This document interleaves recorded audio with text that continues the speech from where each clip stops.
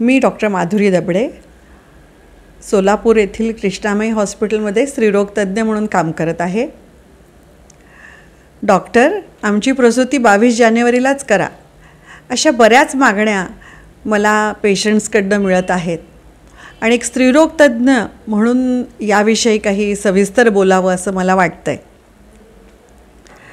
22 जानेवारी या दिवशी अयोध्येमध्ये रामलल्लाची प्राणप्रतिष्ठा होणार आहे आणि हा शुभ दिवस आहे आणि याच दिवशी प्रसूती व्हावी असं कुठल्याही महिलेला वाटणं हे नैसर्गिक आहे आणि तिची मागणी ही रास्त आहे.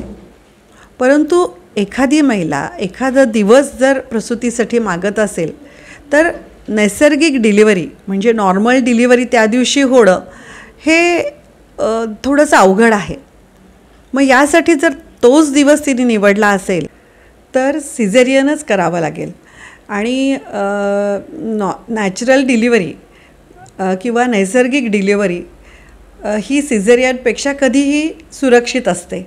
कारण सिझेरियन चे मध्ये होणारी गुंतागुंत किंवा काही अडचणी किंवा महिलेच्या शरीरावरचे परिणाम हे नॅचरल किंवा नॉर्मल डिलिव्हरीपेक्षा कधीही जास्त असतात.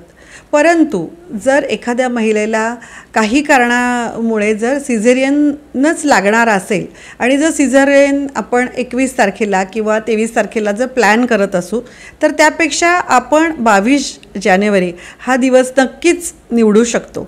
परंतु मला 22 जानेवारीलाच प्रसूती पाहिजे हे जे म्हणणं आहे ते महिलेच्या दृष्टीने घातक म्हणणार नाही, पण तिच्या आरोग्याच्या दृष्टीने बरोबर नाही आहे.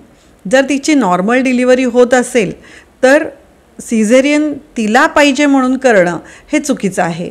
कारण प्रत्येकालाच आता प्रत्येक गरोदर महिलाला असं वाटतं आहे किंवा त्यांच्या कुटुंबियांना असं वाटतं आहे की श्रीराम आजच्या दिवशी त्यांचं आगमन होणार आहे तर आमच्या नवीन बाळाचंही आगमन 22 जानेवारीलाच व्हावं, असं बऱ्याच जणांच्या प्रतिक्रिया मला सांगतायत आणि बरेच रुग्ण किंवा गरोदर महिला असं विचारत आहेत की आमची प्रसूती 22 जानेवारीलाच व्हावी. परंतु वैद्यकीयदृष्ट्या ह्याचं सिझेरियन प्लॅन करणं हे चुकीचं आहे आणि जर खरंच ती 22 जानेवारीला होणार असेल तर ती नॅचरल होईलच ना. त्यासाठी आपण हट्ट धरणं किंवा असं प्लॅन करणं हे असं अतिशय चुकीचं आहे हे मला इथं सांगावंसं वाटतं. 22 जानेवारी शुभ दिवस आहे म्हणून बऱ्याच गर्भवती महिलांची मागणी माझ्याकडे येत आहे की आम्हाला 22 जानेवारी रोजीच डिलिव्हरी पाहिजे आहे.